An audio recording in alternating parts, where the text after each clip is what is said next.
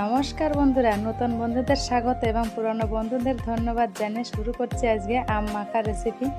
তো বন্ধুরা, আমার এই আম মাখা রেসিপিটি ভালো লাগলে আমার চ্যানেলটি সাবস্ক্রাইব করে পাশে থাকবেন আর বেল আইকন প্রেস তো অবশ্যই করবেন পরবর্তী নোটিফিকেশন পাওয়ার জন্য।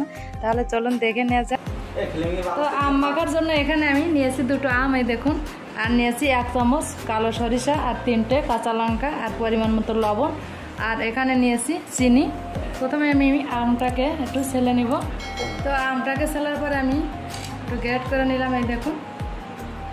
এবার এই আমের ভিতর আমি পরিমাণ মতো লবণ একটু মাখিয়ে রাখবো, তাহলে এটা অনেকটা নরম হয়ে যাবে।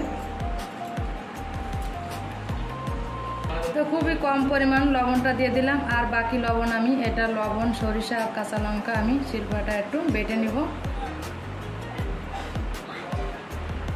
তো আমের ভিতর লবণ মাখিয়ে আমি 5 মিনিটের মতন রেখে দিয়েছিলাম। দেখুন কতটা নরম হয়েছে আমটা। এবার আমি দিয়ে দেব পরিমাণ মতো চিনি দিয়ে দেব।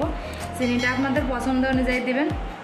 আর এখানে আমি সরিষা, কাঁচা লঙ্কার লবণটা বেটে নিয়েছিলাম, এটা আমি দিয়ে দেব।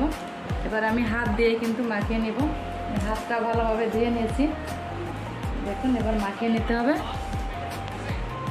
তো বন্ধুরা, তৈরি হয়ে গেল আম মাখা রেসিপি, এই দেখুন।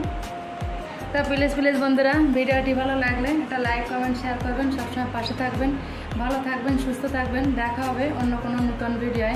নমস্কার।